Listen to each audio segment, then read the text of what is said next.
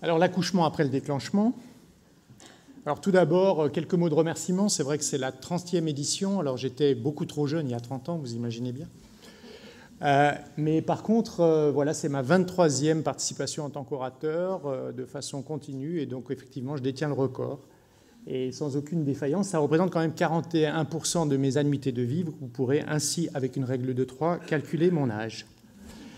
Alors, tout d'abord, un petit mot sur nos maîtres, les concepteurs et les gens qui ont décrit l'obstétrique moderne au XVIIIe et au XIXe siècle. Alors, bien sûr, il y a Baudeloc, il y a Morisot, il y a Smély, Tarnier, Levray. Et ces gens-là ne nous ont jamais décrit l'obstétrique chez la femme obèse. Donc, c'est à nous, peut-être, de l'inventer, ou en tout cas d'y penser fortement, sans jeu de mots. Mais alors, on fait quoi si on n'a pas appris à faire ? Tout d'abord, on est tous d'accord, et les topos qui ont précédé vous ont clairement montré que les gestantes obèses étaient des parturientes à risque. Mais finalement, de quel risque parle-t-on ? Du risque de et du terme dépassé, et donc du problème de déclenchement. On vient d'en parler, on pourra en discuter après avec la discussion commune, donc merci Olivier. La voix basse était la risque chez ces patientes obèses. La césarienne, est-ce que c'est un risque ? Et quand on parle de césarienne, finalement, est-ce que la césarienne programmée qui jouit, vous le savez, autant dans la population générale que malheureusement auprès d'un certain nombre de nos collègues professionnels, d'une espèce d'innocuité, fallacieuse bien entendu, et puis finalement, est-ce qu'il y a un sur-risque à la césarienne programmée ?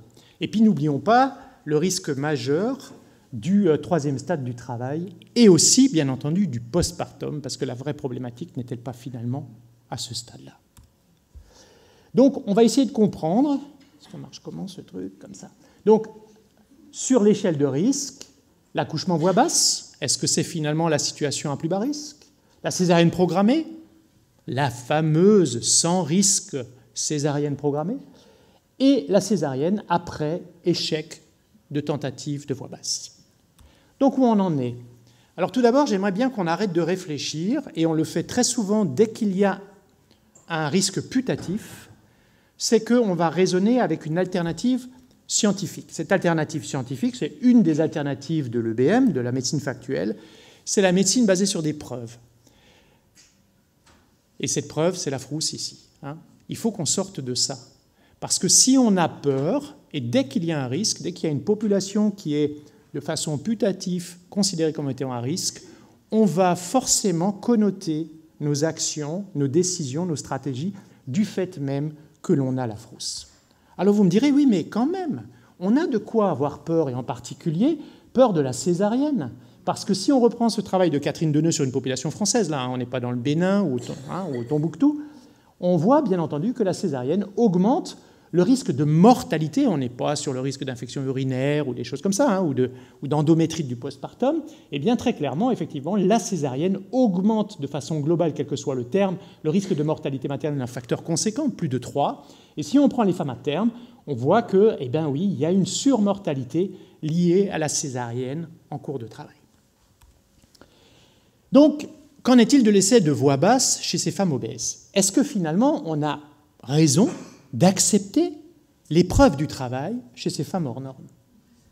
Eh bien, on a un certain nombre de papiers assez récents, puisque, bien entendu, aujourd'hui, de plus en plus d'auteurs s'intéressent à la problématique de l'obstétrique chez ces femmes-là. Eh bien, vous voyez que, globalement, c'est des femmes qui accouchent plutôt pas mal, c'est-à-dire que lorsque l'on leur laisse la possibilité d'accoucher par voix basse, aussi incroyable que cela puisse paraître, un taux conséquent va accoucher par voix basse. Et puis ce qu'on voit, bien entendu, c'est que lorsque l'on compare cet essai de voix basse par rapport à une césarienne programmée, il y a une morbidité qui est bien inférieure dans l'essai de voix basse par rapport à la césarienne programmée.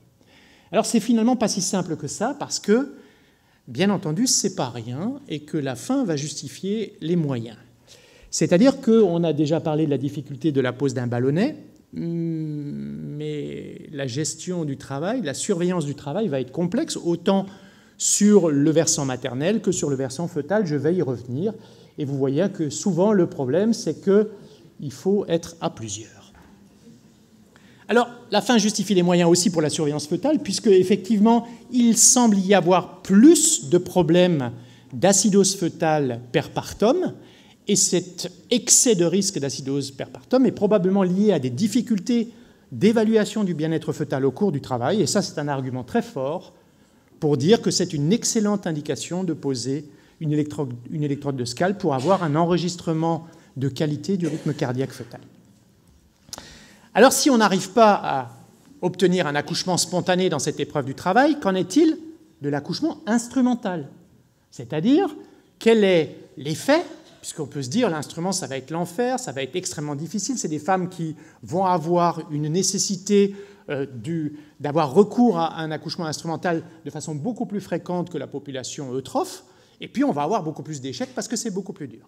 Eh bien, les Chinois, qui ont bien sûr un problème majeur d'obésité dans leur patientèle, ont publié très récemment ce papier sur un nombre respectable de patientes. Et qu'est-ce qu'ils ont démontré? Ils ont démontré que chez ces patientes obèses, le risque d'avoir besoin d'une assistance instrumentale à la naissance est inférieur à la population eutrophe. Une femme qui a un BMI normal a plus de risques d'avoir besoin d'un instrument qu'une femme obèse. Et puis le taux de succès est supérieur chez la femme obèse que chez la femme avec un BMI normal.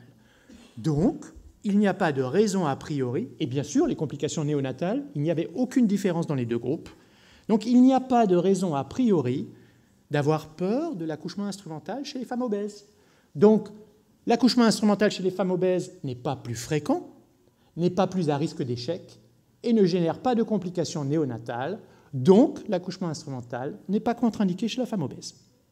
Okay? N'ayez pas peur d'être amené, si vous acceptez le travail par voie basse, d'être amené à faire un instrument. Maintenant, allons-y pour la césarienne. Est-ce que la césarienne est une option valable? On a parlé effectivement de la problématique du déclenchement, des risques inhérents à la prolongation. Ces femmes, effectivement, ont un risque de grossesse prolongée et de dépassement de terme qui est supérieur à celle de la population avec un BMI normal. Donc, césarienne, yes or no? Si on regarde quelles sont les contributions des caractéristiques maternelles et de la césarienne sur l'augmentation de la morbidité maternelle sévère. Aux États-Unis, on a remarqué qu'en moins de 15 ans, ce critère morbidité maternelle sévère, ce n'est pas des petits risques, c'est des risques extrêmement élevés, eh bien, a doublé en 15 ans. Et ça concerne actuellement 50 000 patientes par an aux États-Unis. 50 000 patientes par an aux États-Unis ont des critères de morbidité maternelle sévère. Donc, sur cette très très grosse étude de plus de 3,5 millions de personnes, on a regardé quel était le poids en termes de prévalence des différents facteurs de risque. Donc, si on regarde effectivement la césarienne, voilà, on est à 32-33%, ça n'a pas beaucoup bougé entre 2007 et 2014. Si vous regardez l'obésité avant la grossesse, vous voyez que la tendance est vraiment à l'augmentation, même si c'est quand même mineur, mais quand même, il y a plusieurs pourcents de prise. Lorsque l'on regarde l'avancée de l'âge maternel à la procréation, ça augmente. Et quand on regarde les comorbidités en général, l'hypertension, le diabète et d'autres comorbidités, il y a une augmentation également. Si on regarde finalement le pourcentage de grossesses qui vont générer et d'accouchements qui vont générer une morbidité maternelle sévère, vous voyez cette augmentation, elle est drastique, elle est de 75% en 7 ans aux USA. 75% en 7 ans. Elle est due à quoi, cette augmentation de morbidité maternelle sévère? C'est les hystérectomies, les reprises chirurgicales, les multiples transfusions. Enfin, c'est des critères de surveillance qui sont majeurs. Alors, si on essaie de les corriger en enlevant le problème de l'augmentation de l'âge et le problème de l'obésité. Alors, bien entendu, on diminue le taux global, mais il y a toujours une augmentation qui est significative, c'est-à-dire les deux courbes sont extrêmement parallèles. Donc, la correction, ce n'est pas seulement le problème de l'âge et le problème de l'obésité. Et si vous retirez le facteur de risque césarienne, alors bien entendu, vous allez là diminuer considérablement cette problématique de morbidité maternelle sévère, mais il y a toujours une différence. 70-75% d'augmentation qui n'est pas expliquée par ces facteurs classiques exprimés dans la littérature, l'âge, l'obésité et le taux de césarienne. Donc, qu'est-ce qu'on peut dire? Finalement, que l'obésité, elle participe assez peu à l'augmentation de la morbidité maternelle sévère, contrairement à ce que vous trouvez dans un certain nombre d'études rétrospectives, etc. Et puis qu'on peut par contre se poser des questions sur le savoir-faire global autour de l'accouchement aux États-Unis. Et quand on voit la perte d'expertise et à l'allure où ça va, je suis très inquiet pour ce pays, en tout cas pour les femmes qui y habitent. Bon, on a dit que la césarienne en cours de travail, c'est la mauvaise césarienne. C'est celle-là qui est dangereuse. Et le président le dit. Il faut donc absolument éviter les césariennes en cours de travail.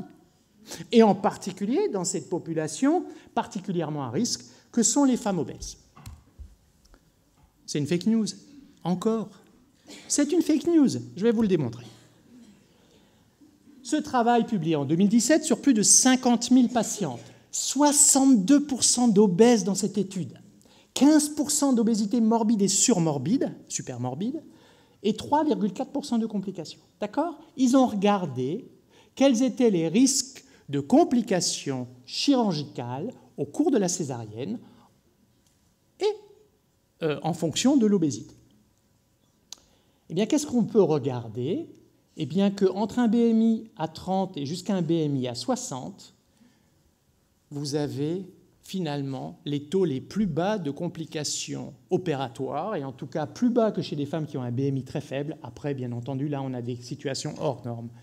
Donc finalement, vous n'avez pas d'augmentation de complications opératoires majeures chez les femmes obèses. Donc n'ayez pas peur de la césarienne chez la femme obèse. Et on peut même voir dans ce travail que finalement, c'est chez les femmes qui ont un BMI entre 40 et 50 qu'on observe même une réduction des risques opératoires par rapport au reste de la population. Donc, c'est bien une fake news. On a déjà parlé de l'augmentation du risque global de césarienne, un papier de 2009 qui a maintenant 10 ans.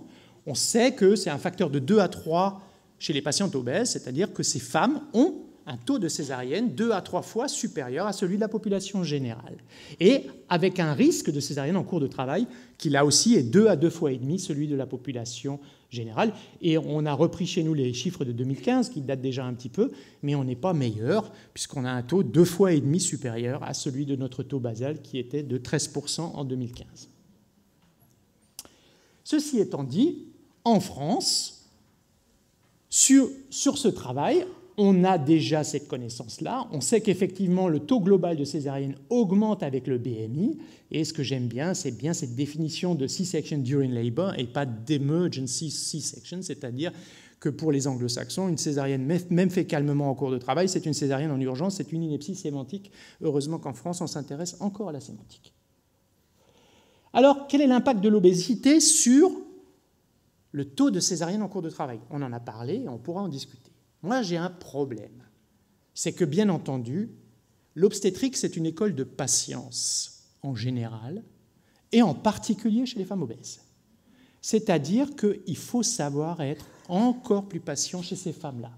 Alors, c'est une petite étude à propos de 300 cas de primipare, mais si on regarde les résultats, très clairement, regardez le risque de césarienne pour dystocie dynamique. À partir d'un BMI à 30, eh bien, vous avez des odds ratios compris entre 4 et 5, c'est-à-dire que cette femme a 4 à 5 fois plus de risque d'avoir une césarienne pour dystocie dynamique. Il n'y a pas un problème là? Est-ce qu'on ne fait pas preuve d'impatience? Faisons preuve de patience et peut-être même faisons preuve de plus de patience chez ces femmes-là. Et effectivement, quand on regarde les résultats, on voit que les femmes étaient plus fréquemment en phase non active du premier stade du travail, que ces femmes avaient très souvent un score cervical très défavorable à l'entrée en salle de travail. Donc ces femmes-là, nous n'avons pas dans ce travail la capacité de dire et d'affirmer qu'on a donné le temps nécessaire pour qu'elles puissent faire un travail honnête, une épreuve honnête du travail. Donc qu'est-ce qu'on peut dire? Finalement, avec la littérature très récente à notre disposition, la césarienne chez l'obèse, elle n'est pas plus à risque péropératoire. N'ayez pas peur de faire une césarienne au cours chez une femme obèse, et n'ayez pas peur de faire une césarienne chez une femme obèse en cours de travail. Donc l'argument de dire « je vais faire une césarienne avant travail chez cette femme qui a une obésité morbide parce que je suis terrorisé par la césarienne en cours de travail », cet argument n'a pas lieu d'être. Donc laissez ces femmes entrer en travail. Mais finalement, la vraie question, c'est que la césarienne ne serait-elle pas, elle, responsable de l'épidémie mondiale d'obésité? Est-ce que la césarienne, finalement, ne serait pas génératrice pour les générations futures d'obésité? Donc la césarienne ne serait-elle pas, finalement, le cercle d'obésité vicieuse? J'en veux pour preuve la superposition de ces deux courbes. En haut à gauche, l'obésité avec son évolution dans le temps. En bas à droite, le taux de césarienne avec son évolution dans le temps. Les deux courbes sont parfaitement superposables. Donc n'y a-t-il pas, dans cette situation, un lien de causalité? Et dommage, il n'est pas là, mais on peut dire merci Patrick, puisqu'il participe en France activement à l'augmentation de l'épidémie mondiale de l'obésité. Alors vous allez me dire, ça c'est de la fausse science. On met deux courbes, on les superpose et on dit, ben voilà, c'est de la coïncidence, c'est pas de la causalité, c'est de la fausse science. Ah bon? En êtes-vous vraiment sûr? Papier de 2018 qui a analysé l'association entre la césarienne, qu'elle soit faite de façon programmée ou en cours de travail, et le risque d'obésité précoce chez les enfants issus de ces modalités de naissance. Papier intéressant, taux classique de césarienne en Amérique du Nord.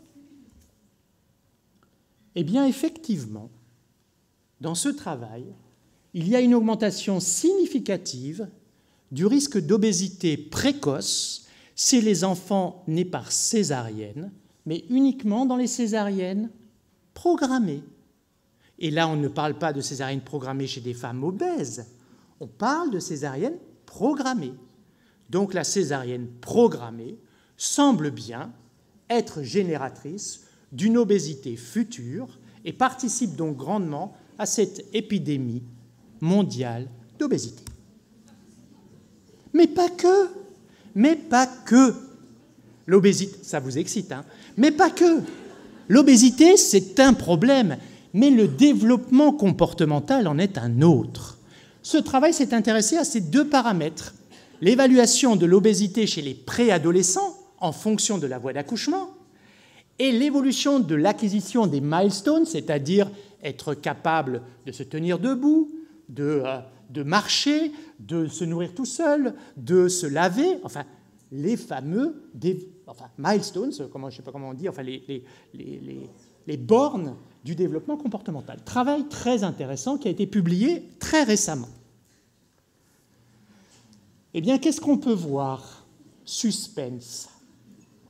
Eh bien, effectivement, qu'il y a une différence sur le développement comportemental qui est significatif lorsque l'on compare des enfants qui sont nés par voie vaginale, comme quoi ça ne rend pas con de naître par les voies naturelles, par rapport à la césarienne. Et ceci, quelle que soit la modalité, que ce soit dans les césariennes faites en cours de travail ou dans les césariennes programmées, pour le développement comportemental. Si on regarde sur l'obésité, l'adiposité à la préadolescence, eh bien vous voyez qu'il y a une augmentation significative de ce risque pour les enfants nés par césarienne programmée. Donc les conclusions de l'auteur, c'est de dire qu'il faudrait que la WHO fasse effectivement tout ce qu'il faut pour décourager la pratique libérale de la césarienne programmée, et je suis tout à fait d'accord avec eux. Mais ce n'est pas tout. Il n'y a pas que deux papiers, il y en a plein. Si vous regardez ce papier de 2018, eh bien c'est pareil. Les enfants nés par césarienne ont plus de risques de développer une obésité. Donc, je confirme ce que j'ai dit, l'obésité, l'épidémie mondiale d'obésité est peut-être, en tout cas au moins en partie, la conséquence de cette explosion de césariennes à l'échelle mondiale. Et puis juste quand même, je vous encourage à lire, il y avait 4 chapitres publiés en 2018 dans le Lancet qui sont extraordinaires à lire, qui s'appellent « Optimizing C-Section Use ». Et le chapitre 2 était sur les conséquences à court terme et à long terme de la césarienne sur la santé des mères et des enfants. Que dit l'analyse de la littérature? En fait, c'est une analyse exhaustive de la littérature faite par ces auteurs. Eh bien que quand vous faites des césariennes, eh bien vous augmentez le risque de mortalité et de morbidité sévère chez la mère. C'est dingue, hein? Et puis effectivement, quand vous multipliez les césariennes, césarienne une fois, césarienne toujours, eh bien vous augmentez encore plus le risque de mortalité et de morbidité maternelle. Ça, c'est une chose. Mais vous me direz, oui, mais il y a un binôme là. Si vous faites un peu de tort à la mère, vous faites du bien au petit. Non. Regardez ce que disent les auteurs. C'est que les enfants qui sont nés par césarienne, ils ont un climat hormonal, physique, bactérien, de risque d'exposition médicale qui est totalement différent aux enfants qui ont été exposés au microbiote vaginal lors d'un accouchement par les voies naturelles. Et ils ont donc, à court terme, plus de risque de développer une immaturité du système immunitaire, des allergies, des atopies, de l'asthme, et que donc, il faut avoir une véritable réflexion, parce que tout ça, toutes ces pathologies-là, vont augmenter dans la population générale du fait de l'augmentation du taux de césarienne. OK. Alors, il va quand même falloir faire des césariennes chez certaines patientes obèses. Il va falloir de toute façon continuer à faire des césariennes dans la population générale. Le seul problème, c'est quel est le bon seuil. On peut en discuter très longtemps.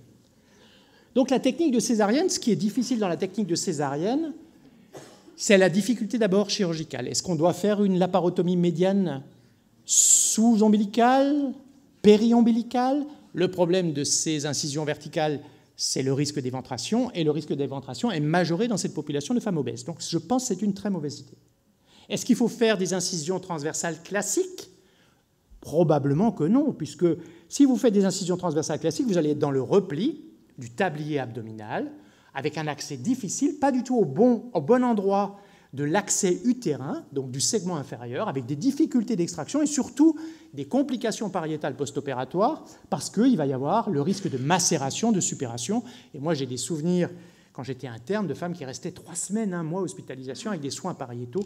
Donc, abandonnons ça, d'autant plus que, effectivement, ces situations d'incision classique exposent à des difficultés d'extraction du fœtus.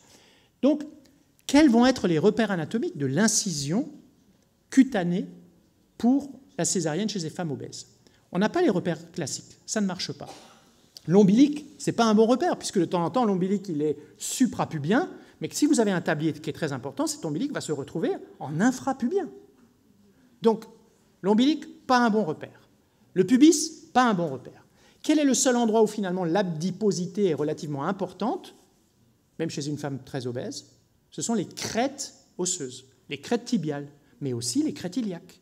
Donc les épines iliaques antéro-supérieures, vous arrivez toujours à les repérer, même chez une femme obèse.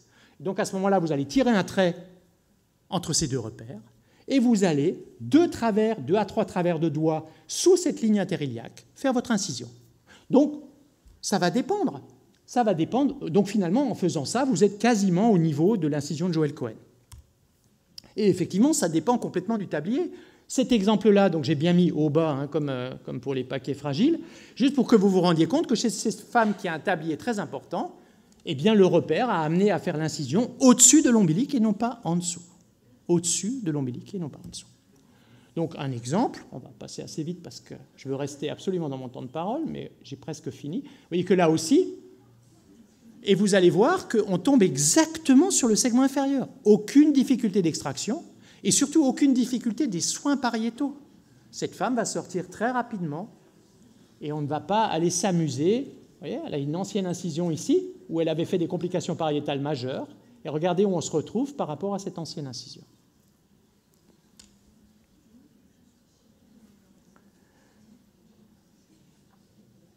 Et regardez, on est sur le segment inférieur, on n'a aucune difficulté d'accès, on va avoir aucune difficulté d'extraction du fœtus. Donc, on est amené à faire des césariennes chez les femmes obèses, mais il faut adapter nos techniques par rapport à l'anatomie de ces femmes-là. Regardez, aucune difficulté. On est exactement là où on doit être.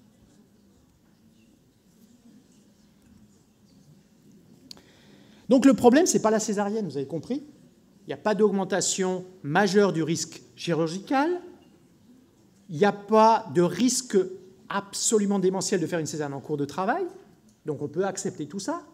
La technique, il faut l'adapter, mais le problème, le vrai problème de ces femmes-là, c'est le post-césarienne, pour différentes raisons. Alors, sur le risque d'hémorragie du postpartum immédiat, et je finirai dans les temps, il n'y a aucun problème. Sur le risque d'hémorragie du postpartum immédiat, la littérature est pas unanime, c'est-à-dire qu'on va trouver des papiers où il y a une augmentation du risque, probablement parce qu'on déclenche plus ces femmes, on utilise beaucoup d'oxytocine chez ces femmes, et je pense que les moyens mécaniques, c'est une meilleure idée, et d'autres papiers où on ne trouve pas d'augmentation de risque. Mais par contre, ce qui va être beaucoup plus difficile, c'est la prise en charge si ça arrive.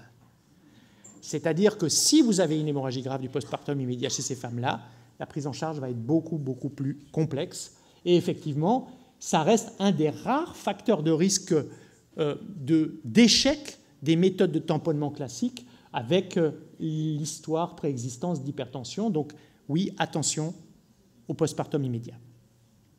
Et puis, le problème quand même majeur de ces femmes-là, c'est l'embolie pulmonaire. Très clairement, et si on regarde le rapport national de l'enquête sur les mortalités maternelles de 2014, eh bien la deuxième cause de mortalité maintenant en France, c'est l'embolie pulmonaire, et qui est quasiment toujours associée à l'opération césarienne. Donc probablement qu'on ne prend pas bien en charge le risque thromboembolique de ces patientes. Donc, à l'instar de ce qu'on a dit sur les méthodes de déclenchement, sur le fait de savoir attendre, donner du temps au travail pour ces femmes-là, je pense qu'il faut qu'on ait une vraie réflexion sur la prévention du risque thromboembolique chez ces femmes, parce qu'en général, elles font des accidents thromboemboliques extrêmement sévères qui les exposent réellement à un risque de mortalité. Donc là, il y a un vrai boulot à faire. Donc, que conclure ? Ben oui, un gros problème, ça reste un problème, hein. Mais chaque problème a au moins une solution. Donc, reste à choisir la bonne.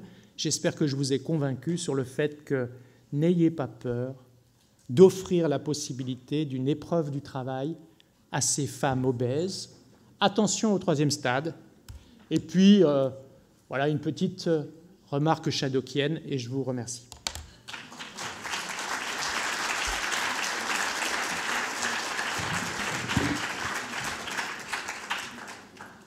On se laisse 5 minutes jusqu'à 13h pour la discussion, Richard ? Ouais. Tu as une question. Olivier a déjà une question et prends la main tout de suite. Didier, on a confirmation que Patrick est né par césarienne ou pas ? Oui, mais là, lui, le problème, c'est qu'il aime le Coca-Cola et les hamburgers. Donc, il y a un facteur épigénétique très clair, là. Mais c'est souvent biaisé. Hein. Ouais. Bah, tu pourras lui demander tout à l'heure, il va arriver. Je vais le faire. Est-ce qu'il y a une question de la salle ? Oui. Je sais, vous allez me dire que je suis obsédée, je vous ai prévenu. Ah non, je ne vous permettrai pas ça, madame. Le sexe de Oui. l'enfant. Dans toutes les études que vous avez montrées, on ne parle pas du sexe de l'enfant. Et on ne parle pas du poids de l'enfant. Or, que ce soit chez l'animal, et on le sait, la macrosomie, vous avez l'air de l'associer beaucoup plus chez l'homme, chez la femme, que chez l'animal. Chez l'animal, on a aussi des petits poids. Alors, est-ce que ça ne pourrait pas dépendre aussi du poids de l'enfant et de son sexe? Clairement, on retrouve dans les différentes études la macrosomie comme facteur de risque d'échec d'accouchement, d'échec de déclenchement. Une des difficultés obstétricales dans l'espèce humaine, c'est le biais d'intention qui est sous-évalué chez les obèses, il est bien évalué chez les patientes non obèses. C'est-à-dire que ça, on sait que quand on annonce à l'entrée de la salle de naissance que l'échographiste pense qu'il y a une macrosomie, même quand il se plante et qu'il n'y a pas de macrosomie, ça augmente le risque de césarienne en cours de travail. Donc ça, c'est un effet. Après, sur la question sur le sexe de l'enfant, j'ai plus le nom des auteurs en tête, mais il y a à ma connaissance, une seule étude israélienne qui a été assez bien faite et qui semble montrer qu'il y a beaucoup plus de morbidité maternelle quand elles accouchent d'un petit garçon que d'une petite fille. Oui, mais parce qu'il est globalement, les courbes déjà ne sont pas les mêmes, les abacs ne sont pas les mêmes. C'est-à-dire qu'on accepte le fait que le volume d'un fœtus masculin soit supérieur à celui d'un fœtus féminin. Alors, moi j'avais aussi une question pour vous deux. Est-ce que l'étude d'âme qui a favorisé de manière très discutable le déclenchement en cas de macrosomie n'est pas quelque chose qu'il faudrait tempérer, parce que beaucoup de gens, après cette étude, se sont mis à déclencher les macrosomes. Ouais. Est-ce que il n'y a pas un rôle dans l'impatience dont tu parlais? Pour moi, l'étude d'âme, c'est un fake, hein, très clairement. C'est-à-dire que inclure des fractures de clavicule comme un endpoint mélangé à des complications graves telles un plexus, et on se rend compte que quand on split, effectivement, il n'y a plus que ces fractures de clavicule qui sont significatifs. Tout ça pour ça, alors qu'on sait qu'il n'y a rien à faire, ça guérit spontanément.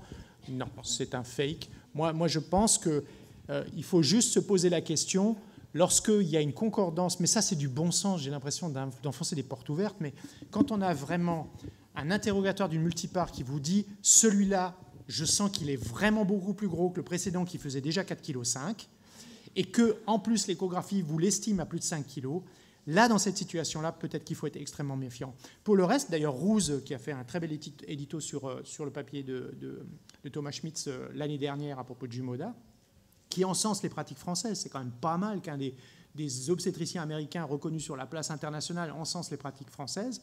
Et bien, Rouse avait déjà publié, il y a fort longtemps, le fait qu'il faudrait faire à peu près 4000 césariennes sur une suspicion de macrosomie pour éviter un cas séquelaire de dystocie des épaules. Je crois qu'il faut rester raisonnable, non?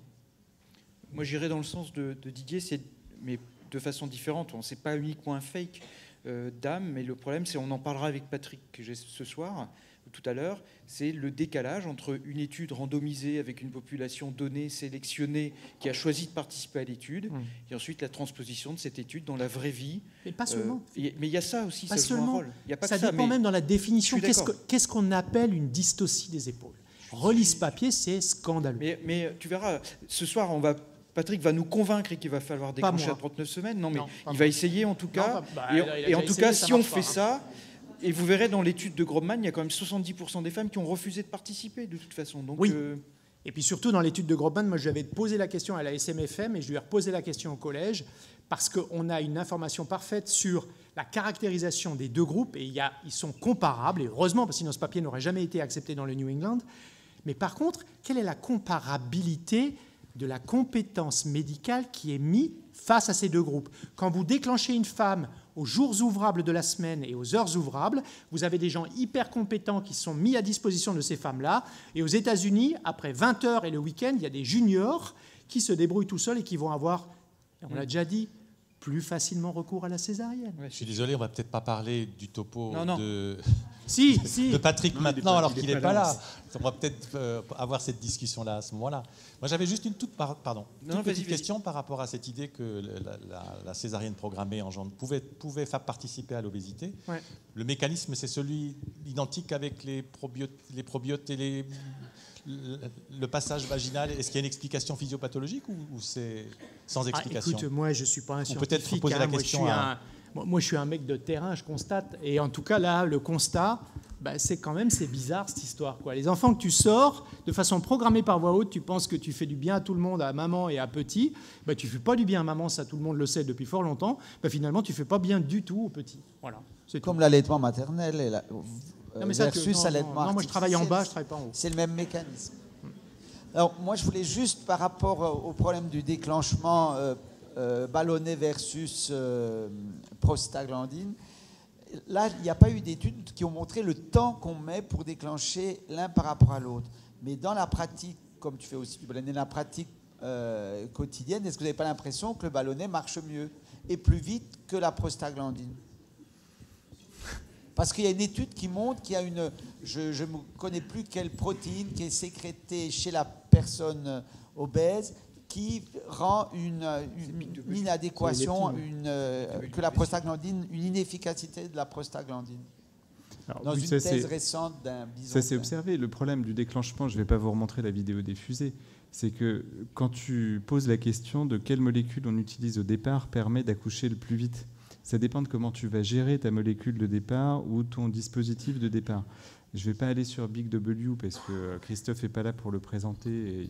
L'idée, c'est de comparer un bras ballon et l'autre bras, un bras misoprostol et l'autre bras misoprostol plus ballon. Le problème, en fait, tu prends l'étude SIC Attack qui était une étude où on comparait le ballon dans les utérus cicatriciels versus syntho direct. En fonction, il n'y a pas de règle générale de combien de temps tu laisses le ballon. C'est exactement pareil pour les prostaglandines. On a tendance à laisser, je vais utiliser un mot commercial, je suis désolé, on a tendance à laisser le propès 24 heures. Mais c'est parce qu'à l'époque où le propès est sorti, on a dit on va le laisser 24 heures et puis on enchaînera derrière. En fait, si tu es pressé dans des situations où nous, on est pressé parce qu'on veut déclencher une prééclampsie vraie, à ce moment-là, on ne respecte pas ces délais-là et on va jouer sur les délais. Donc moi, le délai d'accouchement comme critère d'évaluation des méthodes de déclenchement, c'est vraiment un critère que j'aime pas, parce qu'il peut t'amener à faire des conneries dans un sens et dans l'autre. Si tu respectes complètement les critères de départ, tu peux être beaucoup trop long sur un déclenchement qui est effectivement urgent, ce qui n'est pas la majorité de nos déclenchements. La majorité de nos déclenchements, la seule urgence, elle est pour nous-mêmes, pour libérer nos places à l'hôpital ou les places en salle. Mais quand tu déclenches des termes, quand tu déclenches des suspicions de macrosomie parce que tu le crois à dame, en pratique, tu n'es pas pressé. La patiente peut être pressée. Oui, la patiente peut être pressée. Oui, une question pour Didier. Merci pour ces topos magnifiques. Didier, je suis surprise par une des dias avec une courbe de Gauss à l'envers et à la limite, il vaut mieux être obèse parce que là, ça se passe au mieux. Ouais. Et moi, ma question... Pour les risques opératoires. Absolument. Oui. Mais c'est et donc, connu. moi, ma question... Chez les femmes maigres, il y a des risques digestifs, vésicaux et vasculaires. On le sait, ça. Moi, ma question, c'est est-ce que justement ces femmes obèses n'ont pas été prises en charge par des gens plus expérimentés? Ma question, c'est est-ce que l'accouchement d'une femme... C'est une énorme série, 55 000 patientes. Oui. Énorme. Donc, on peut dire qu'il y a une dilution des compétences. Laisse poser la question. Non, mais voilà, je réponds... Je n'ai pas encore posé la question. Ma question, c'est est-ce que une femme qui a une obésité majeure peut accoucher n'importe où? Est-ce que c'est quelque chose qui se prépare? Est-ce qu'elle doit accoucher dans un endroit où l'embolisation doit être disponible? Ou est-ce qu'elle peut accoucher dans un niveau 1 comme Madame Tout-le-Monde? Ouais, c'est une vraie bonne question, ça. À laquelle il n'a pas de réponse. Alors, on va juste une petite seconde. On a dû prendre une décision puisqu'on a globalement 1 heure de retard. Donc, on va partager le retard entre le matin et l'après-midi. Non, elle ne peut pas accoucher n'importe où. On va aller déjeuner maintenant et reprendre à l'heure. Donc, on aura gagné une demi-heure pour cet après-midi. On commencera tout de suite avec le topo de Philippe.